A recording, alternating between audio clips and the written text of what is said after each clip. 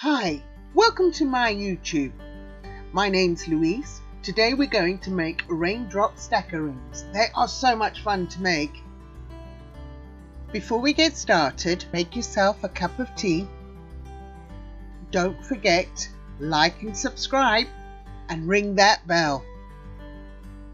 Here is the list of what you're going to need.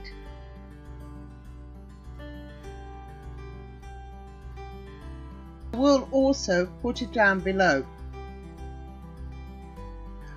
Work out the size of the ring you're going to make.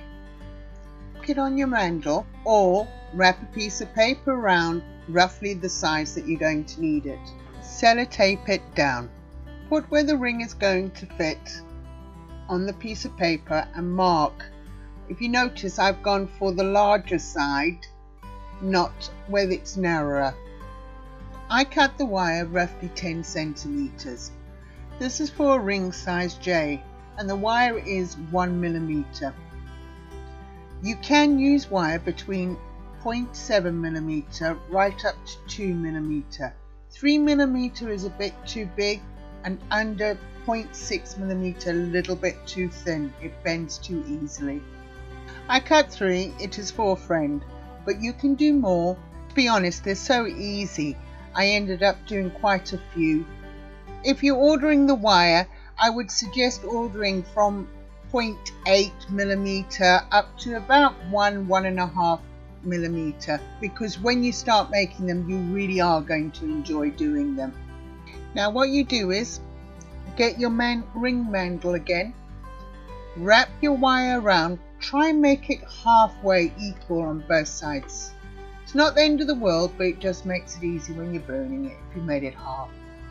Twist it nice and tightly. Use your pliers just to make it nice and firm, but not too firm that you can't get it off the mandrel. The wire end should be at least 2 centimeters long. The longer the tail is, the bigger the raindrop will be. What I do is I wind two one way and the other one I'll wind the other way. So if you notice here, if you look carefully, I've wound that one anti-clockwise and this one I'm going to wind clockwise. Just means that they fit in and slot into each other quite nicely that way.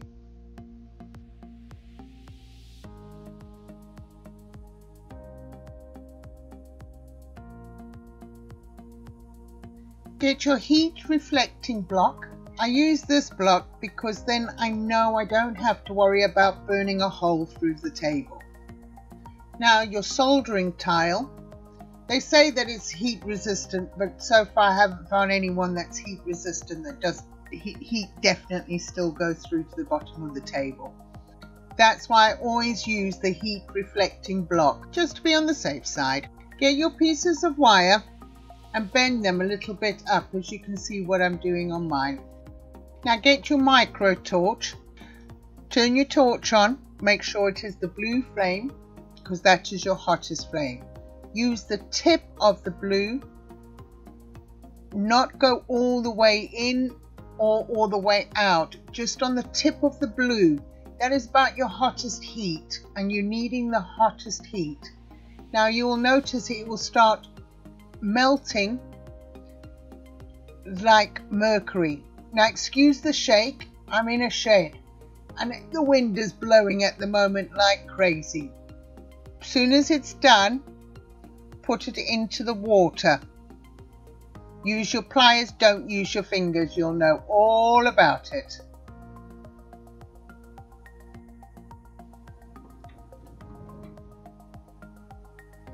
Now this one, I made a mistake.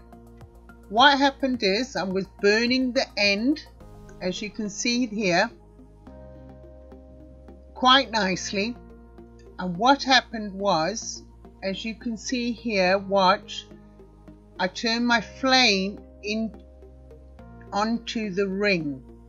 And while I'm concentrating on the tip, I was also putting a flame onto the ring. which meant the ring melted as well. So don't panic. Put it aside. I'm going to work out some other projects to do with those mistake ones. So now this one, as you can see, I'm burning it and I'm watching where the flame goes. Always even watch where the flame is going and melt it slowly. Can see it coming into mercury. It's a lovely that look. It's just absolutely wonderful. And I'm slowly building it across onto the ring. As soon as it hits the ring, you'll see it sort of like melts into it. Can you see there? It just slips in like that. Move your flame a little bit. When you get there, just wiggle your flame. Don't hold it so steady. That wire was the pure wire. That's a 999% silver. Now this one is going to be the sterling silver. Now what it means is there is more nickel in the sterling silver. It is harder and firmer, the wire.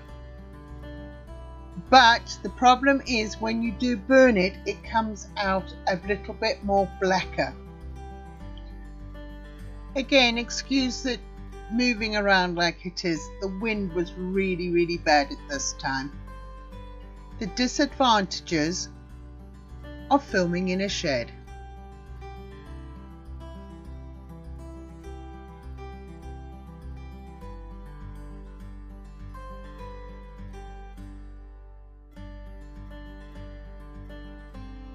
Now once you finish burning, put it in the water to cool down.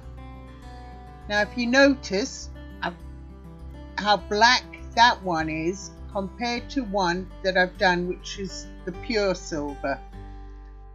If you're using the pure silver, don't go below 1 millimeter.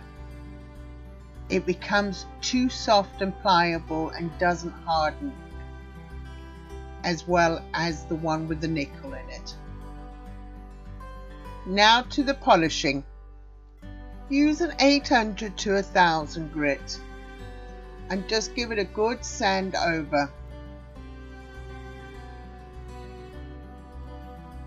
If you find there's a bit of a lump or a sharp bit that you can't seem to sand down, what you can do is use a nail file or a metal file or an emery board and just give it a good sand, as I'm doing here with the metal file.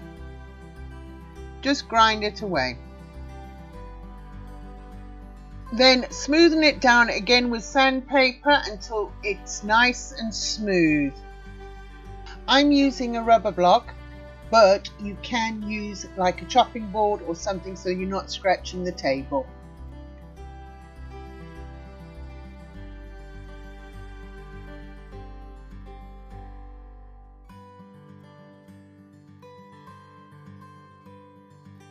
You're happy that you have smoothened all the sharp points and it's looking nice and smooth.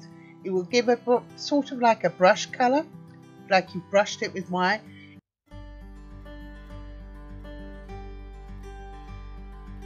Now rub it down with silver polish and a silver cloth, and then you will find that it will really shine.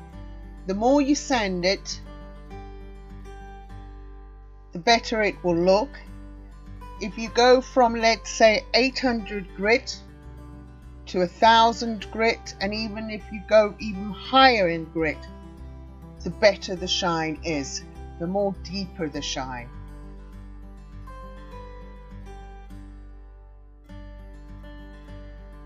I've got some real exciting projects coming through, so don't think I've forgotten about you if you see some sewing projects as well. I am doing both, so don't panic. I haven't forgotten about you. And don't forget, like and subscribe and ring that bell. Thank you for watching. I hope you've enjoyed the video. Have a great day and stay safe.